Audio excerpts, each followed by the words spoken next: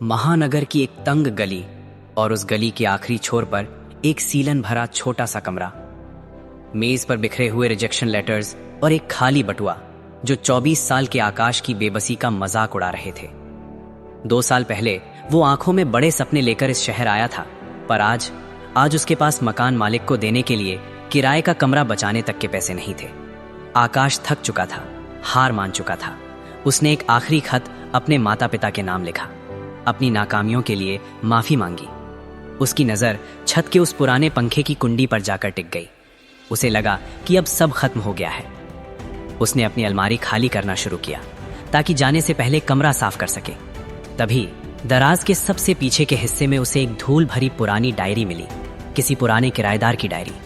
आकाश ने बेमन से उसका आखिरी पन्ना पलटा और जो उसने पढ़ा उसने उसके पैरों तले जमीन खिसका दी।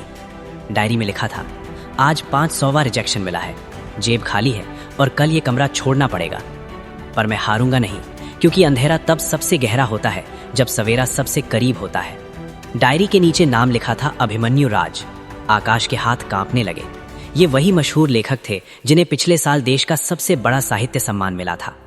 आकाश को एहसास हुआ कि जिस कमरे को वो अपनी हार का गवाह समझ रहा था, वो असल में संघर्ष की वो प्रयोगशाला थी जहां बड़े बड़े दिग्गज तराशे गए थे। उसे अपनी कायरता पर शर्म आ गई। आकाश ने वो आखिरी खत फाड़ दिया। उसने पंखे की तरफ नहीं बल्कि अपने पुराने लैपटॉप की तरफ देखा। उसने अपनी ही नाकामियों, अपने इसी किराए के कमरे और उस पुरानी डायरी को अपनी कहानी बना लिया। दिन में पार्ट टाइम काम और रातों को जाग कर लेखन, मेहनत रंग लाई। 6 महीने बाद एक बड़े पब्लिशर ने उसकी कहानी को मास्टरपीस करार दिया।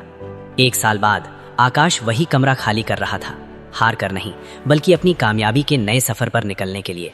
जाते वक्त उसने उस पुरानी डायरी के साथ अपनी भी एक डायरी वहां छोड़ दी, ताकि आने वाला कोई और आकाश हार न माने।